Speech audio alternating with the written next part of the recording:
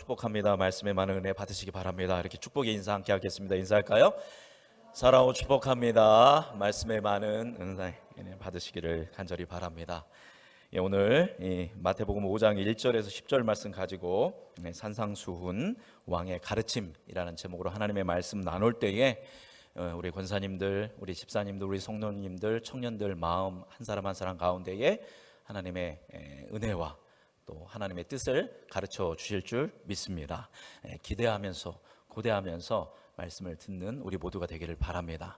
제가 이 산상수훈을 준비하면서 한 책을 15권 정도 보았던 것 같습니다. 그 중에서 저에게 굉장히 감동이 왔던 구절 하나가 있는데, 오스왈드 챔버스라고 굉장히 유명하신 영적인 분이신데, 그분이 이 말씀을, 이 산상수훈을 우리가 대하면서 어떠한 태도로 대해야 하는가에 대해서 이야기할 때 제가 가슴에 와닿았던 게 뭐냐면, 우리는 의식과 무의식이 있습니다. 심리학에서는 인간의 세계에는, 인간의 정신 세계에는 의식이 있고 무의식이 있는데, 무슨 세계가 훨씬 크냐면 무의식의 세계가 훨씬 큽니다.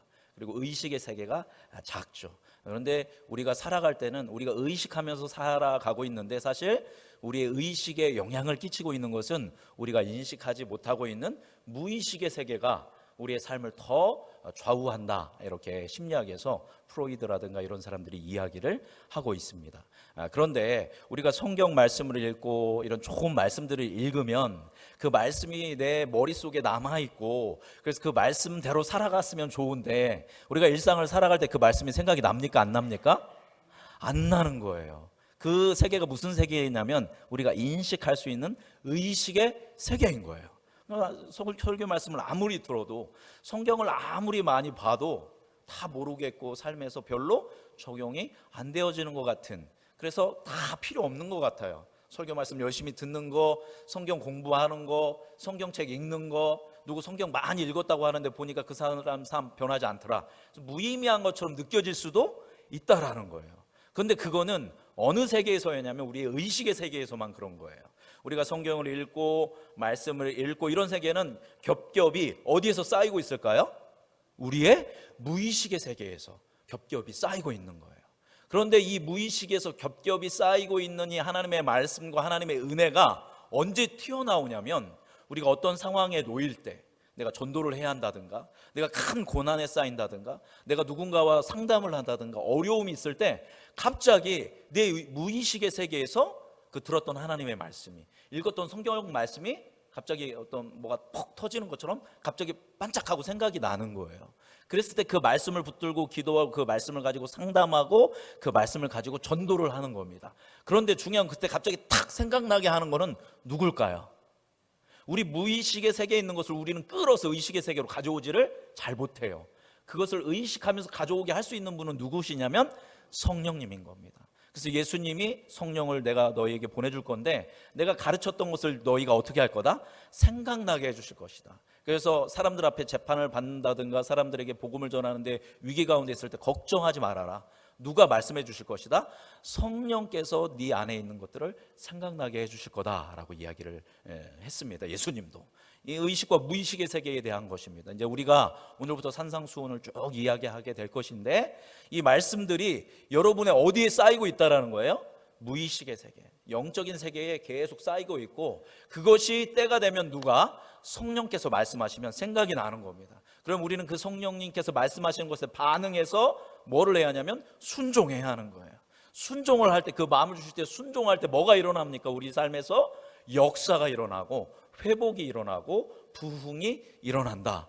이 말씀 잊지 않고 이 말씀을 우리의 마음에 새기고 이렇게 성령에 순종하면서 살아갈 수 있는 우리 음성중앙교회 모든 성도님들이 되게 간절히 소망합니다. 많은 사람들은 이제 존경하는 사람이 있어요. 누군가를 존경하게 되면, 너무너무 존경하게 되면 그 사람을 뭐 하고 싶을까요? 닮아가고 싶습니다. 본받게 되는 것이죠. 그래서 모델링을 하게 되는 거죠. 그래서 내가 존경하는 사람이 어떠한 삶을 살았는지, 또 어떤 말을 했는지, 어떠한 섬김을 했는지를 생각해보고 알아보고 나도 한번 그렇게 살아보겠다라고 하면서 따라서 사는 어떤 그런 삶을 사는 것이죠.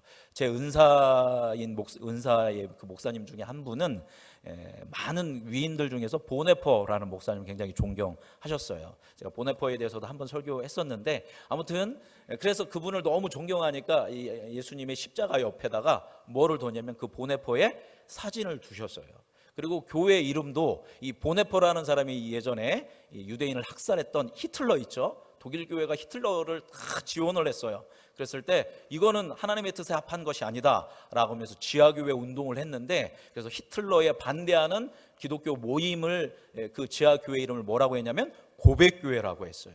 오직 예수님만 고백한다라는 말이죠. 그래서 이 보네퍼 목사님이 그 고백교회를 조직했었는데, 그래서 그 제 은사인 목사님은 교회 이름도 뭐라고 했냐면 고백교회라고 했어요. 그래서 교회를 운영하고 나아갈 때 그 보네퍼의 정신에 따르면서 그 교회를 이렇게 하나님의 뜻 안에서 세워갔던 목사님이 제 은사인 또 목사님입니다. 또 제가 존경하는, 제가 닮고 싶어하는 목사님, 여러 목사님이 있는데 그 중에 한 분을 뽑자면 이제 돌아가셨는데, 예전에 사랑의 교회의 옥하는 목사님입니다. 이 옥하는 목사님은 다른 거 없습니다. 그냥 성도님들 교회 부흥하는 게 전혀 목적이 아니었어요. 그래서 권사님들, 집사님들, 성도님들 한 사람 한 사람을 뭐로 세우고 싶었냐면 제자로 세우고 싶은 거예요. 그래서 교회에서 열심히 하는 사람이 아니라 일상에서 주의 말씀대로 살아갈 수 있는 제자를 세우기 위해서 제자 훈련이라는 것을 만들어 가지고 열심히 그 일생을 제자 훈련을 위해서 던졌던 분입니다. 그러다 보니까 늘 그 말씀에도 성도들을 하나님의 제자로 삼기 위한 어떤 그런 뜨거운 사랑의 마음, 그 열정이 제가 느껴졌고, 그래서 저도 그 목사님을 본받아서 그 목사님의 책을 읽고 또 설교 말씀을 듣고, 제 청년 시절에 청년부를 할 때는 제자 훈련을 위해서 굉장히 애를 썼고, 그런 것들을 경험하고 그렇게 닮아가고 싶은 분이 옥하는 목사님입니다. 자, 여러분도 지금 닮고 싶은 분이 닮아가고 싶은 분이 혹시 있습니까? 어렸을 때는 닮고 싶은 사람이 굉장히 많아요. 근데 점점 어른이 될수록 그런 사람들이 어떻게 해요? 없어지죠.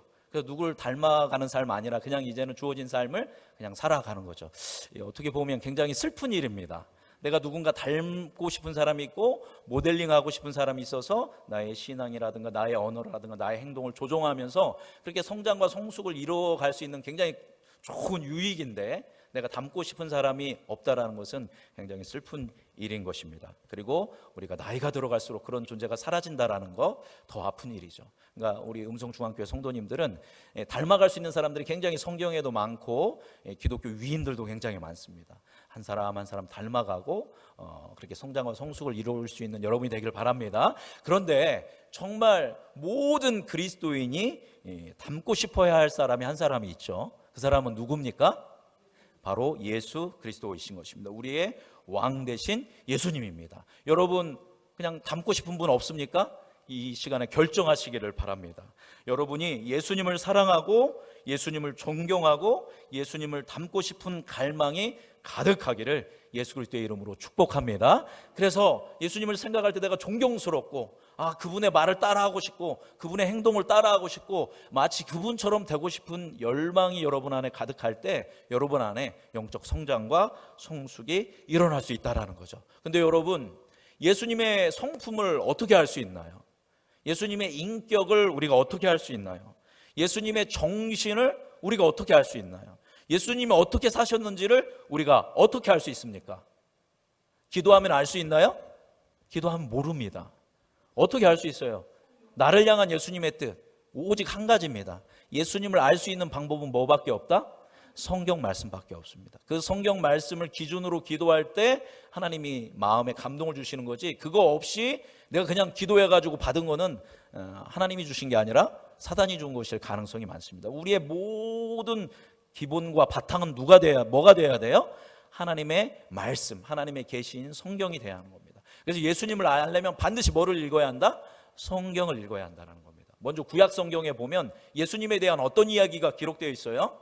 지금 너희들이 힘들고 지치고 어려운데 걱정하지 마라. 누가 올 것이다? 메시아가 올 것이다. 그래서 너희의 아픔과 너희 슬픔과 너희 눈물을 해결하고 온전히 이 땅 가운데 하나님의 나라를 이루실 그런 구원자가 오실 거다라고 기록된 게 어디에 있습니까? 구약 성경인 겁니다. 자, 그 다음에 신약 성경에는 주로 뭐가 쓰여 있냐면 예수님이 오셨어요. 그래서 예수님을 경험한 예수님의 제자들 12사도와 그리고 수많은 바울이라든가 그 다음의 제자들이 이제 예수님을 경험하고 이 예수님 말씀대로 이 시대에서 살려면 어떻게 해야 하는가, 우리 교회에 맞게 이 시대에 맞게 예수님의 말씀을 해석해서 적용해서 쓴 게 뭐냐면 바로 신약 성경인 것입니다.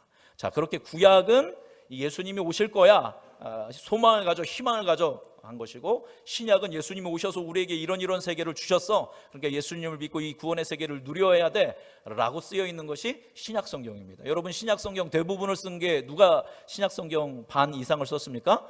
사도 바울이 썼습니다. 바울이 예수님의 말씀을 듣고 그것을 해석해서 이 역사와 이 사람들의 삶에 맞게 적용해서 쓴 것이 바울의 편지글들이에요. 그것이 신약의 반 이상을 차지하고 있습니다. 그런데 우리가 진짜 예수님이 어떻게 행동했고 예수님이 어떤 말을 하셨는지를 알려면 이 신구약을 뛰어넘어서 어디를 읽어야 돼요? 예수님에 대한 이야기를 알려면 마태복음, 마가복음, 누가복음, 요한복음을 읽어야 한다라는 것입니다. 정확하게 이 사복음서에는 예수님이 하신 일들, 예수님이 하신 말씀들을 최대한 그대로 쓰려고 제자들이 애써서 기록한 글들인 것입니다. 그래서 우리는 이 사복음서를 통해서 마태, 마가, 누가, 요한복음을 통해서 예수님이 어떻게 사셨는지, 어떻게 행동하셨는지, 어떻게 선택하셨는지를 알 수 있고, 더 중요한 것은 이 복음서를 통해서 여러분이 성경에 있는 마태복음, 마가복음, 누가복음, 요한복음을 통해서 누구의 음성을 들을 수 있어요? 예수님의 음성을, 2000년 전 예수님의 음성을 들을 수 있는 거예요. 물론 구약도 중요하고 신약도 중요하고 모든 것은 그 영적인 권위는 같습니다. 그러나 예수님의 음성을 직접 들을 수 있는 방법은 어디를 읽는 거다? 사복음서입니다. 마태복음, 마가복음, 누가복음, 요한복음을 읽는다라는 것은 곧 우리가 누구의 음성을 듣는 거예요? 예수님의 음성을 듣는 것입니다. 할렐루야! 이게 얼마나 큰 은혜고 큰 감동입니까? 너무너무 하나님 음성 듣고 싶은데 충분히 들으실 수 있어요. 무엇을 통해서? 사복음서를 통해서 들을 수 있다라는 것입니다. 자, 그런데 모든 복음서가 다 예수 그리스도에 대해서, 가르침에 대해서 잘 정리했지만 특별히 제일 예수님의 말씀에 대해서, 예수님의 가르침에 대해서, 예수님의 음성에 대해서 제일 잘 정리해 놓은 성경은 사복음서 중에서도 어떤 복음서냐면 마태복음이라고 할 수 있습니다. 그래서 마태복음이 제일 앞에 있죠. 자, 왜냐하면 여러분, 마태는 원래 직업이 뭐 출신입니까? 세리 출신이에요. 세리 출신이기 때문에 이 사람은 뭐를 다루는 사람이에요? 돈을 다루는 사람입니다. 여러분, 회계 업무에서 굉장히 중요한 게 뭐냐면 이 다 받은 이 돈들을 무엇별로 나눈 거냐면 항목별로 나누는 게 굉장히 중요해요. 기본적으로는 수입과 수출을 나누어야 하고, 수입에서도 항목을 나눠야 하고, 또 지출에서도 지출에서도 항목을 나눠야 딱 그걸 보면 이 돈이 이렇게 흘렀구나, 이 돈이 이렇게 들어왔구나, 이 돈이 이렇게 나갔구나를 한눈에 볼 수 있죠. 그죠? 그러니까 마태는 일평생 그 항목을 만들어서 구분하던 사람인 거예요. 그러다 보니까 예수님의 일생에 대해서 기록할 때도 자꾸 뭐를 만들어요? 항목을 만드는 거예요. 그러니까 뭐는 뭐대로, 예수님 하셨던 사건은 사건대로 모아놓습니다. 그리고 예수님이 하신 설교는 무엇대로? 설교대로 묶어놓는 거예요. 그래서 마태복음은 여러분이 보면 안 보이시지만 마태복음에는 크게 몇 개의 설교가 들어있냐면 5편의 설교가 들어있습니다. 마태는 이제 유대인 중심으로 했기 때문에 이 이스라엘 사람들은 오를 굉장히 중요해요. 왜냐하면 이스라엘이 가장 중요하게 여기는 이 성경이 모세 오경이거든요. 그래서 그것을 기본으로 마태복음을 쓸 때 마치 모세 오경이 있는 것처럼 그리스도인에게 이 5가지 중요한 말씀이 있어야 한다 해서 5개의 설교가 있어요. 그래서 5장부터 7장까지는, 마태복음 5장에서 7장에는 산상수훈이 있고, 마태복음 10장에 보면 제자들을 이 전도 여행 보내면서 제자를 파송하는 설교가 있고, 마태복음 13장에는 뭐가 있냐면 천국 비유 있죠. 천국은 이와 같다라는 그 비유가 다 13장에 모여 있습니다. 또 마태복음 18장에는 교회에 대한 가르침이 기록되어 있고 마태복음 23장에서 25장에는 종말에 대한 가르침이 있습니다. 다 기억 못 하셔도 돼요. 다만 마태복음에는 몇 개의 설교가 있다? 5편의 설교가 있습니다. 그런데 그 5편의 설교 중에서도 예수님의 그 모든 설교 중에서 최고의 핵심을 뽑아놓은 거, 주옥과 같은 말씀, 가장 아름다운 예수님의 사상이 담겨있는 말씀이 바로 오늘 우리가 읽은 마태복음 몇 장부터 몇 장? 5장, 6장, 7장에 있는 무엇이냐면 산상수훈이다라는 것입니다. 자, 몇 장에 있다고요? 5장, 6장, 7장. 이것을 뭐라고 한다고요? 산상수훈이다라고 이야기합니다. 그래서일까요? 이 기독교 역사에서 가장 많이 다루어지는 설교 본문이 바로 이 산상수훈입니다. 또 반대로 목회자들이 함부로 덤빌 수 없는, 섣불리 설교할 수 없는 본문이 이 산상수훈이기도 합니다. 제가 존경하는 목사님 옥하는 목사님이라고 하지 않았습니까? 근데 이 옥하는 목사님도 이 산상수훈을 설교를 오랫동안 안 하셨어요. 그러다가 나이가 어느 정도 됐을 때, 연세가 어느 정도 됐을 때, 어느 정도 무르익었을 때, 그때 설교를 하셨습니다. 그때 이 산상수훈 설교를 할 때도 굉장히 두렵고 떨리는 거예요. 왜냐하면 목회자가 무엇대로 살지 못하니까, 이 산상수훈의 말씀대로 살지 못하는데 내가 이 산상수훈의 말씀을 증거한다는 건 너무 하나님께 송구스럽고 또 두렵다 해서 이제 옥하는 목사님도 이 말씀을 안 하다가 어느 정도 연륜이 됐을 때 누군가의 요청에 의해서 이제는 때가 되지 않았나라고 해서 이제 그 목회 후반부에 이 그 산상수훈을 설교하셨다라고 합니다. 그런 목사님들이 많아요. 다른 본문들은 다 많이 하지만 산상수훈 전부를 다루는 목사님들은 나중에 다른 분들이 굉장히 많다라는 거죠. 근데 아직 어리다고 할 수는 없지만 아직 젊은 제가 이 산상수훈을 이렇게 설교한다는 건 굉장히 큰 도전인 것 같습니다. 말씀대로 살기 위해서 힘쓰고 애써야 할 거고, 지금의 또 산상수훈의 설교가 있을 거고, 또 먼 훗날에 다시 한번 또 이 산상수훈을 이제 설교할 것인데, 그만큼 중요하고 그만큼 보배롭고 그만큼 가치 있는 것이 무엇이다? 산상수훈이다라는 것입니다. 자, 어느 정도로 이 산상수훈에 이 주옥과 같은 말씀이 있는지 잠깐 우리 한번 찾아보도록 하겠습니다. 우리 성경을 보고 이 유명한 말씀이 다 여기 있었구나 아시게 될 겁니다. 자, 우선 우리 마태복음 5장 말씀, 우리 본문 말씀 읽었죠? 그 유명한 뭐에 대한 말씀을 읽었습니까? 팔복에 대한, 그죠? 마음이 가난한 자는 읽었습니다. 우리 마태복음 5장 13절을 보면 거기 뭐에 대한 이야기가 있습니까? 너희는 세상의 소금이니 소금이 만약 그 맛을 잃으면 무엇으로 짜게 하리요? 후에는 아무 쓸데없어 다만 밖에 버려져 사람에게 밟힐 뿐이라. 자, 이 본문이 뭡니까? 빛과 소금에 대한 말씀입니다. 또 5장 39절을 보면 찾지 않고 제가 그냥 읽어드릴게요. 자, 시간이 없으니까. 오륜뺨을 치면 어느 뺨도 돌려달아? 왼뺨도 돌려대라. 이게 산상수훈에 있는 말씀입니다. 5장 44절 보면 누구도 사랑해라? 원수도 사랑해라. 이것이 산상수훈에 있는 말씀입니다. 또 6장 3절에 보면 오른손이 하는 일을 누가 모르게 해라? 왼손이 모르게 해라. 이것도 산상수훈에 있고, 또 이 6장 6절을 보면 기도할 때 어디 들어가서 기도해라? 골방에 들어가서 기도해라.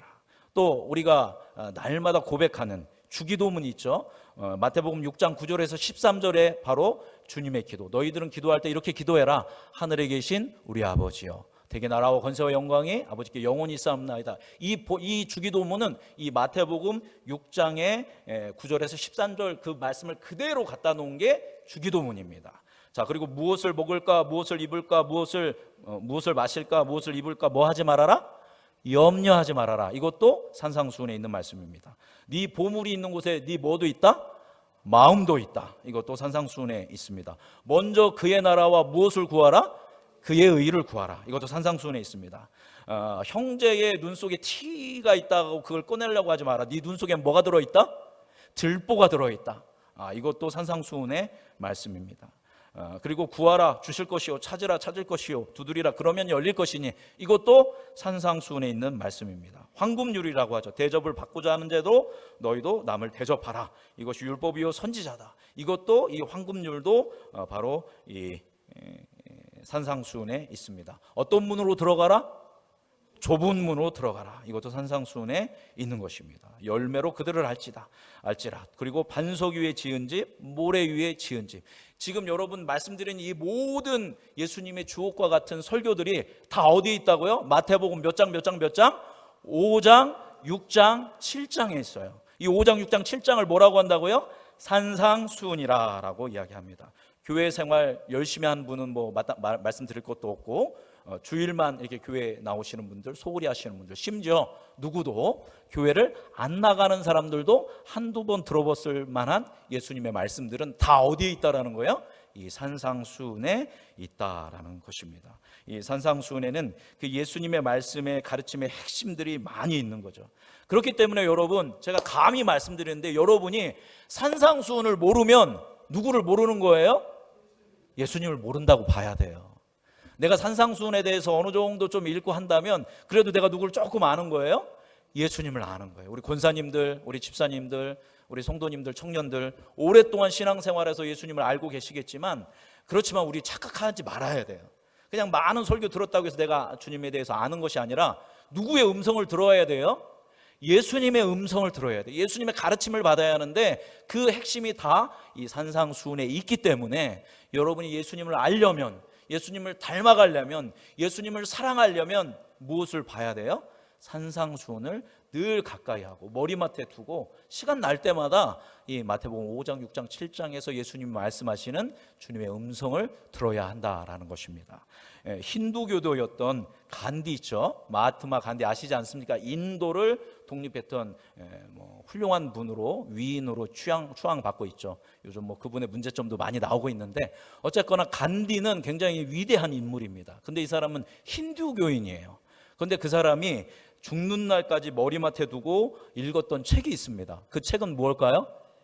신약성경입니다. 근데 그 신약성경에서도 하루도 빠짐없이 늘 읽었던 그 말씀이 바로 어디냐면 산상수훈입니다. 그래서 이 간디가 비폭력 무저항 운동으로 유명한데, 그 비폭력 무저항 운동이 어디서 나온 거냐면 이 산상수훈에서 그가 영감을 얻어서 했던 운동인 것입니다. 자, 바로 이교도도 죽는 날까지 삶의 지침서로 여기면서 가까이 한 말씀을, 예수님을 믿고 예수님을 따른다라고 고백하는 그리스도인이 관심을 갖지 않는다면 이건 참으로 가슴 아프고 큰 비극이라고 할 수 있다라는 것입니다. 그래서 우리 사랑하는 음성중앙교회 성도 여러분께서 늘 특별히 성경을, 그 중에서도 마태복음의 산상수훈을 하루도 빼지 않고 한 절 한 절 그렇게 곱씹으면서 누구의 음성을 듣기를 원한다고요?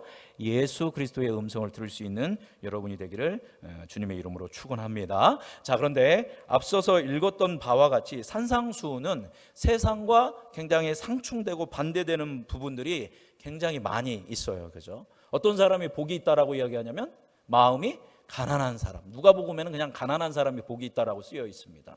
또 애통하는 사람, 너무너무 슬퍼서 눈물을 흘리는 사람, 의에 줄이고 목마른 사람, 핍박받는 사람들이 뭐가 있다? 복이 있다라고 이야기합니다. 원수를 사랑하라라고 말씀합니다. 좁은 문으로 들어가라라고 얘기합니다. 여러분, 우리가 뺨 맞으면 어떻게 해야 돼요? 한 대 맞으면 세상에서는 어떻게 해줘야 합니까? 감히 이것이 하면서 따닥 두 대를 때려야 시원하고 그 사람이 유능한 사람이에요. 근데 딱 때렸는데 이쪽 때렸어? 이쪽도 때려. 이렇게 하라는 겁니다.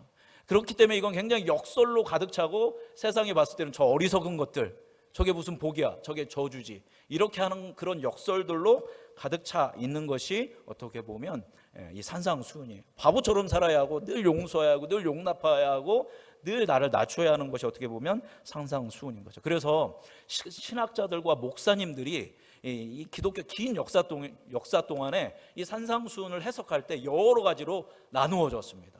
대표적인 게 뭐냐면, 이 산상수훈은 우리가 지킬 수 있다 없다?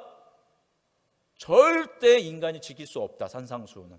그러면 예수님이 왜 산상수훈을 얘기를 하셨냐? 이 얘기를 듣고, 이 설교, 예수님 설교를 듣고 절망하라고. 나는 그렇게 살 수 없어. 나는 원수를 사랑할 수 없어.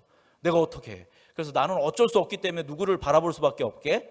예수님을 바라볼 수밖에 없게 하기 위해서 산상수훈을 주셨다라는 겁니다. 구약의 율법이 그런 역할을 하죠. 우리가 죄인이라는 것을 깨닫게 하기 위해서 이제 구약의 율법이 주었는데, 그것처럼 산상수훈은 절망하라고. 여러분이 산상수훈 받고 은혜 받고 도전 받는 게 아니라 이렇게 살 수 없으니까 예수님만 붙들어야겠다, 절망하라고 준 것이다 라고 이야기하는 분도 있습니다. 또 어떤 분은 지키기 너무 어렵기 때문에 이 산상수훈은 지금 이 현 시대에서, 이 현세에서 이루어지는 것이 아니라 나중에 예수님 재림하셔서 완전하게 하나님 나라가 이루어지면 그 하나님 나라에서 이루어질 질서이다. 그러니까 우리가 소망하고 기대하면서 그날이 얼마나 좋을까 하면서 고대하면서 살아가라고 주신 말씀이다, 이렇게 이야기합니다. 물론 이런 해석들이 분명 의미가 없는 것은 아니지만 우리 마태복음 7장에 보면 이런 해석은 조금 옳지 않은 해석이다라는 생각이 듭니다. 우리 마태복음 7장으로 한번 가볼까요? 자, 다 같이 말씀을 찾아보도록 하겠습니다. 마태복음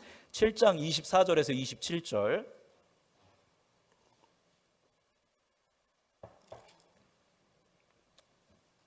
7장 24절에서 27절 같이 읽어볼까요? 그러므로 누구든지 나의 이 말을 듣고 행하는 자는 그 집을 반석 위에 지은 지혜로운 사람 같으니 비가 내리고 창수가 나고 바람이 불어 그 집에 부딪히되 무너지지 아니하나니 이는 주추를 반석 위에 놓은 까닭이요 나의 이 말을 듣고 행하지 아니하는 자는 그 집을 모래 위에 지은 어리석은 사람 같으리니 비가 내리고 창수가 나고 바람이 불어 그 집에 부딪힘에 무너져 그 무너짐이 심하니라. 아멘. 이게 뭐의 마무리 말씀이냐면 산상수훈의 마무리 말씀이에요. 여기 말씀을 보니까 24절에 뭐라고 쓰여 있어요? 누구든지 나의 이 말을 듣고, 여기서 나의 이 말은 뭐냐면 5장, 6장, 7장에 써 있는 산상수훈인 거예요. 이 말씀을 듣고 행하지 않는 사람은 행하는 사람은 어떤 사람이래요? 지혜로운 사람이라는 거예요. 행하지 않는 사람은 어떤 사람입니까? 어리석은 사람이라는 거예요. 그래서 행하는 사람이, 이 산상수훈을 듣고 행하는 사람은 반석 위에 튼튼하게 지은 집이기 때문에 어떤 일이 일어나도 흔들리지 않지만, 듣고 행하지 않으면 모래 위에 지은 사람 같아서 나중에 어려운 일이면 다 무너진다라는 겁니다. 여러분, 그러면 이 예수님께서 산상수훈 하시고 이 7장 마지막에서 이 말씀을 하신 거는 뭐 하라고 말씀하고 계신 겁니까? 지금 우리에게, 제자들에게 뭐대로 살아라? 산상수훈대로 살아라. 이렇게 살기 위해서 힘쓰고 애쓰라고 예수님께서 우리에게 뭐 해주고 계신 거예요? 말씀해 주신 거예요. 근데 이 산상수훈을 이렇게까지 말씀하셨는데 못 지키는 말씀이라고 하면 되겠습니까? 안 되겠습니까? 안 된다라는 것입니다. 자, 그런데 또 어떤 부류도 있냐면, 야, 이거 기가 막힌다, 우리가 이렇게 할 수 있다 없다? 할 수 있다. 그래서 이 산상수훈을 기본으로 해서 사회를 변혁시키고 사회를 유토피아로 만들어야 한다라고 하는 굉장히 진보적인 사람들이 있습니다. 그 중에 한 사람이 아까 얘기한 누구예요? 인도의 간디라고 할 수 있죠. 그 외에도 우리 기장이, 저희 소속한 교단이 약간 그런 개념입니다. 정의사회를 구현하고 평등사회를 구현하고 통일 이루어서 평화를 이루는 사회를 우리가 이 산상수훈을 따라서 살아야 한다라고 하는 것이 저희가 속해 있는 교단의 정신입니다. 그래서 우리가 이대로 살 수 있다 없다? 살 수 있다. 이것을 우리가 우리의 힘을 다해서, 능을 다해서 이것을 이루어 가야 한다라는 것이 우리 교단의 자세이고, 또 굉장히 보수적인 이제 개혁주의 신앙이라고 할죠. 저희도 개혁주의이긴 하지만, 그래서 예전에 이 말씀대로 이것을 살기 위해서 어디로 들어가요? 수도원으로 들어간 사람들이 있습니다. 그래서 세상과 다 인연 끊고 뭐대로 사는 거예요? 이 산상수훈대로 살기 위해서 힘쓰고 애쓰는 어떤 수도원 사람들, 그리고 굉장히 영적인 그런 거장들도 있습니다. 그런데 이것도 바른 걸까요? 바르지 않은 걸까요? 우리가 이 산상수훈대로 살 수 있어요 없어요? 어떻게 원수를 사랑합니까? 어떻게 이렇게 때리는데 이렇게 될 수 있습니까? 그렇게 우리는 할 수 있어요 없어요? 우리 힘으로 할 수 있는 게 아니에요. 그렇기 때문에 이것을 율법주의로 간다든가, 사회를 갱생하고 변할 수 있는 윤리적인 강령으로 간다든가, 이것도 어떻게 보면 성경적이지 않다라는 것입니다. 자, 예수님께서 우리에게 이 산상수훈을 주신 거는 교사로서만 주신 게 아니에요. 좋은 말씀의 교사로서, 얘들아 그리스도인이 이렇게 살아야 돼, 이렇게 살아 하면서 산상수훈을 여러분한테 툭 던져준 그런 교사로 끝나는 분이 아닙니다. 만약 그렇게 이 좋은 것만 가르쳐 주셨다면 우리는 이 예수님의 가르침 앞에서 뭐 할 수밖에 없냐면 절망할 수밖에 없는 거예요. 근데 예수님은 교사에서 끝나는 분이 아닙니다. 예수님은 우리의 뭐예요? 메시아이고 우리의 구세주이고 우리의 구원자라는 겁니다. 단순하게 이 산상수훈을 우리에게 가르치기 위해서만 말씀해 주신 것이 아니라 우리를 산상수훈을 살아갈 수 있는 사람으로 만들기 위해서 이 산상수훈을 주셨다라는 거예요. 그건 누가 만들겠다라는 말씀인 겁니까? 예수님이 만드시겠다라는 거예요. 우리를. 그죠? 우리 안에 누구를 주셨어요? 성령을 주셨기 때문에 우리가 이 산상수훈을 우리가 말씀으로 받고 그 말씀대로 살기로 결정하며 믿음으로 나아갈 때 예수 그리스도께서 예수님의 영이신 성령을 우리에게 부어주셔서 이 말씀을 우리가 살 수 있도록 우리를 이끌어 주신다라는 것입니다. 그렇기 때문에 이 말씀대로 살려고 하다 보면 우리가 때로 무너지고 좌절하고 넘어질 수 있습니다. 그러나 그럴 때마다 우리가 다시 일어날 수 있는 것은, 이 말씀대로 살 수 있는 것은 나의 힘, 나의 능이 아니라 누구의 힘과 누구의 능력으로? 예수 그리스도의 힘과 능력으로, 성령의 힘과 능력으로 내가 이 말씀대로 살아갈 수 있기 때문에 또다시 일어나고 또다시 일어나고 또다시 일어난다라는 것입니다. 말씀드린 것처럼 그 산상수훈에 있는 내용은 굉장히 세상과 굉장히 반대되고 상충하는 내용들로 가득 차 있다라고 말씀드렸는데 그럴 수밖에 없습니다. 여러분, 산상수훈은 예수 믿지 않는 사람은 전혀 상관없는 거예요.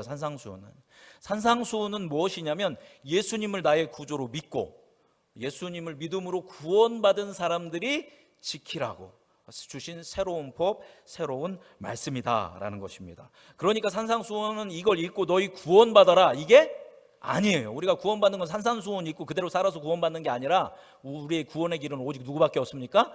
예수 그리스도밖에 없습니다. 그 예수 그리스도를 믿음으로 그 십자가의 보혈의 공로와 부활의 역사를 통해서 나의 구원자 되신 예수 그리스도를 받아들이고 고백할 때 우리는 구원을 받는 것인데, 그렇게 구원받은 사람들은 이제 무엇대로 살아가는 거예요? 세상의 법, 세상의 가치, 세상의 기준, 세상의 성공을 따라 살아가는 것이 아니라 이제는 어느 나라에서 사는 겁니까? 예수님이 왕이 되셔서 다스리시는 하나님의 나라에서 살아가게 되는 것이다 라는 것입니다. 그래서 이 산상수훈을 통해서 예수님께서는 우리에게 하나님 나라의 위대한 비전, 위대한 삶의 방식, 위대한 하나님 나라의 백성의 삶을 보여주고 계시는 것입니다. 그렇기 때문에 어디랑 반대될 수밖에 없어요? 이 세상과 반대될 수밖에 없어요. 새로운 나라, 새로운 시대, 새로운 백성으로 합당한 삶의 방식으로 예수님께서 주신 것이 산상수훈이기 때문에 세상과는 굉장히 반대되는 것이 바로 이 산상수훈이다라는 것입니다. 자, 그래서 우리가 이제 이번 주부터 하나하나 보게 될 이 산상수훈의 말씀은, 거기에는 그냥 우리가 예수님께서 이 산상수훈을 교리적으로 종교적으로 듣기 좋은 말로 액자에 걸어놓으라고 주신 말씀이 아니라 뭐라고 주신 말씀이에요? 살아가라고, 이렇게 너희들이 살아야 한다라고 주신 말씀입니다. 그러니까 허투루 하신 말씀이 아니기 때문에 이 산상수훈의 말씀에는 예수님의 권능이 담겨 있습니다. 예수님의 권위와 예수님의 능력이 깃들어져 있는 것입니다. 실제적으로 예수님이 권위 있게 하신 말씀이시죠. 자, 그래서 우리가 읽지 않았지만 그 7장 28절부터 그 끝에 보면 사람들이 이 산상수훈을 듣고 깜짝 놀랍니다. 이렇게 놀라운 말씀이, 이렇게 권위 있는 말씀에서 그 예수님의 말씀의 권위와 권능에 압도되게 되는 겁니다. 그만큼 예수님의 말씀이 권능 있는 말씀이다라는 것입니다. 자, 그래서 이것을 어떻게 해야 하냐? 여러분이 이제 다음 주부터 우리가 하나하나게 보게 될, 그리고 여러분이 머리 곁에 두고 읽게 될 이 산상수훈의 말씀을 경청하고, 예수님의 말씀을 경청하고 그대로 살기 위해서 힘쓴다라는 것은 누구를 인정하는 거예요? 예수님의 권위, 예수님의 능력, 예수님의 뜻을 인정하고 그 권위 속으로 들어가고 예수님의 권위 속에서 하나님 나라에서 살겠다고 결정하는 것입니다. 근데 반대로 이 산상수훈을, 이 하나님의 말씀을, 이 예수 그리스도의 말씀을 경청하지도 않고 읽지도 않고 듣지도 않고 따라가지도 않는다라면 뭐를 부인하는 거예요? 예수님의 권능을 부인하는 것입니다. 예수님의 권위 속으로 들어가지도 않고 예수님의 하나님의 나라 속에서도 들어가지 않겠다라는 어떤 그런 모습으로 갈 수 있다라는 것입니다. 자, 조금 제가 강하게 좀 세게 말씀드리고 있죠. 제가 이렇게 말씀드린 이유는 간절해서 말씀드리는 거예요. 그죠? 좀 제 간절함이 느껴지십니까? 깨어나십시오. 이 권위 속으로 들어가야 합니다. 이 예수 그리스도의 권위, 이 예수 그리스도의 말씀 속으로 들어가서 여러분이 산상수훈을 읽으면서 거기에 계시되어진 예수 그리스도의 말씀을 듣고 그 다음에 그 말씀대로 살아갈 때 하나님이 힘을 주시고 여러분이 순종할 때 비로소 뭐를 누릴 수 있는 거예요? 하나님의 나라의 평화와 자유와 기쁨, 그것을 충분히 누릴 수 있다라는 겁니다. 그래서 간절히 바라는 거 다시 한번 말씀드리지만 뭐를 읽어야 한다? 산상수훈. 다 읽어야 하지만, 모든 성경을 읽어야 하지만 읽어야 한다라는 것입니다. 자, 이게 쉽다 어렵다? 어렵습니다. 뭐 이거 머리맡에 놓고 하루에 한 번씩 읽는 거 뭐 어려워? 그렇게 쉬운 게 아니에요. 그 자리까지 가는 것도 어려운 것이고, 읽을 때도 그냥 글자만 읽어서는 안 됩니다. 거기에서 뭐를 들어야 돼요? 예수 그리스도의 음성을, 하나님의 음성, 하나님께서 나에게 원하시는 것이 무엇인지 그 감동을 받아야 한다는 것입니다. 그리고 이 산상수훈으로 우리가 살아갈 때 여러분 가운데는 치열한 싸움이 일어난다라는 거예요. 그러니까 산상수훈을 쉽게 얘기하면 하나님 나라 백성들이 살아가는 삶의 방식이에요. 생활 방식이에요. 일상의 방식이에요. 근데 여러분 지금까지 어디에서 살아오셨습니까? 우리 그냥 세상에서 살아온 거예요. 이 세상은 육적이고 사단과 어둠의 권세가 통치하고 있습니다. 물론 하나님의 나라도 함께하고 있지만요. 그러다 보니까 우리가 추구하고 있는 이 세상 속에서 예수님의 방식으로, 하늘나라 방식으로 살아가려면 그게 맞아요? 안 맞아요?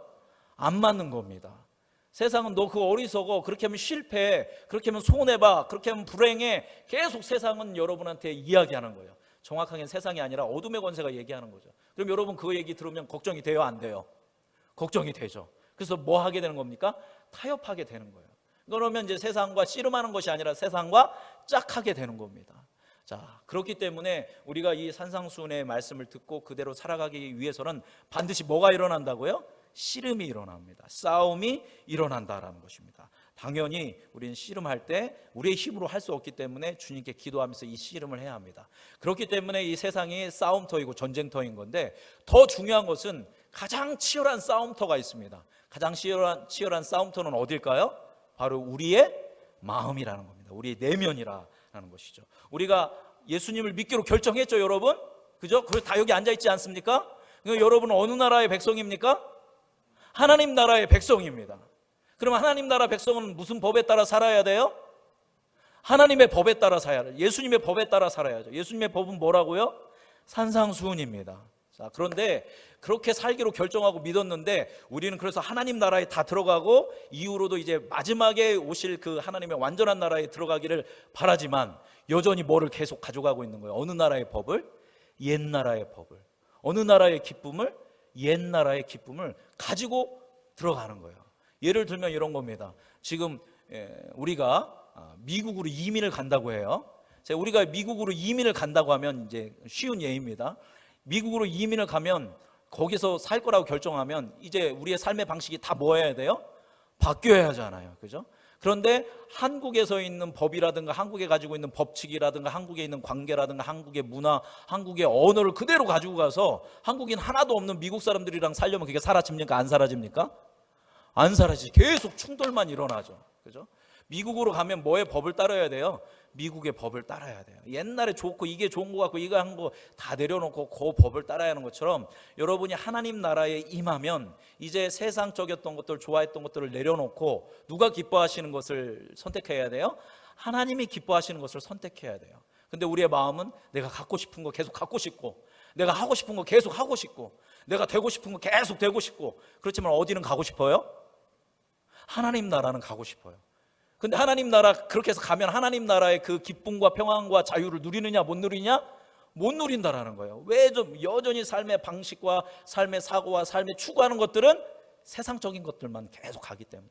그렇기 때문에 우리가 하나님 나라 예수님을 통해서 이루어진 자유와 평화와 기쁨과 우리 안에 있는 안정감의 그 하나님 나라를 이루기 위해서는 우리 내면에서 계속 뭐를 끊어내야 한다는 거예요? 옛사람, 옛습관, 그리고 탐욕에 관한 것들, 이것을 끊어내는 그런 치열한 전쟁터가 우리이다라는 겁니다. 그런데 이 두 싸움을 우리의 힘으로 할 수 없고 우리의 구원자 되신 예수께서 이루신다라는 것이 우리에게 큰 복음이 된다라는 거 여러분 기억하고 이 씨름에서 승리할 수 있는 여러분이 되기를 간절히 소망합니다.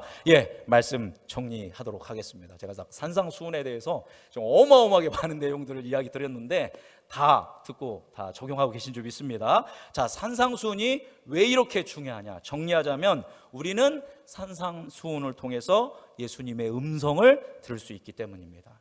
산상수훈이 왜 이렇게 중요하냐? 산상수훈을 통해서 예수님을 우리가 어떤 분인지 알 수 있게 되고 그분의 성품을 발견하게 되는 것입니다. 산상수훈이 왜 이렇게 중요하냐? 산상수훈을 통해서 우리가 예수님을 사랑하고 예수님을 닮아갈 수 있기 때문입니다. 산상수훈을 통해서 우리가 하나님 나라의 백성으로 하나님 나라를 누리면서 살 수 있다라는 것입니다. 산상수훈은 하나님과의 바른 관계로 나아가기 위한 영적인 성장과 성숙을 이루는 원리가 기록되어 있고, 예수 그리스도의 마음을 소유하고 예수님을 닮아갈 수 있는 원리가 산상수훈에 기록되어 있습니다. 산상수훈은 예수님께서 우리를 천국의 삶으로 초대하고 예수님과 하나됨의 세계로 초대하는 것입니다. 산상수훈은 온전한 자유와 평화와 기쁨을 누리는 천국의 삶의 원리가 함축되어 있습니다. 산상수훈은 마지막으로 그리스도인이, 예수 믿는 사람들이 매일매일 살아가는 데 실천해야 할 일상의 믿음의 원리가 담겨 있는 것이 산상수훈입니다. 얼마나 중요한지 아시겠죠? 자, 우리는 이제 산상수훈 말씀을 한 말씀 한 말씀 곱씹으면서 앞으로 몇 개월 동안 예수님께서 하신 말씀을 듣고 우리의 삶에 적용하는 그 훈련의 시간을 갖게 될 것입니다. 우리 사랑하는 음성중앙교회 성도 여러분, 우리 권사님들, 집사님들, 성도님들, 청년들, 중고등부 여러분, 오늘 말씀을 들으시고 도전하는 여러분이 되기를 간절히 소망합니다. 예수님을 닮기를, 예수님을 더 많이 사랑하기를, 예수님을 더 많이 알기를 결정할 수 있는 여러분이 되기를 간절히 소망합니다. 그래서 오늘부터 마태복음 5장, 6장, 7장에 있는 산상수훈의 말씀을 머리맡에 두고 한 절 한 절 읽고 묵상하고 그 말씀대로 살아가는 여러분이 되기를 바랍니다. 여러분이 살아가려고 힘쓰고 애쓸 때 넘어질 수 있습니다. 처음에는 실패할 것입니다. 그렇다고 좌절하지 마십시오. 우리가 살아가는 것이 아니라 누구를 통해서 살아갈 수 있다?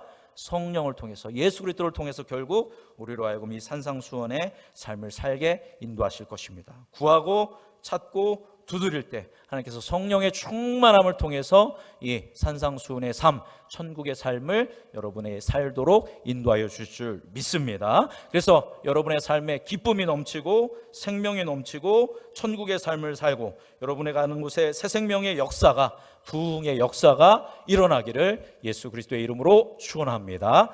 기도하겠습니다. 살아계신 하나님 아버지, 산상수훈 왕의 가르침이라는 제목으로 하나님 말씀 나누었습니다. 산상수훈에 그렇게 아름다운 말씀들이 많이 기록되어 있는데, 산상수훈을 통해서 예수님께서 그렇게 많은 말씀을 우리에게 들려주셨는데 우리가 소홀히 하지 않았는지 돌아보게 됩니다.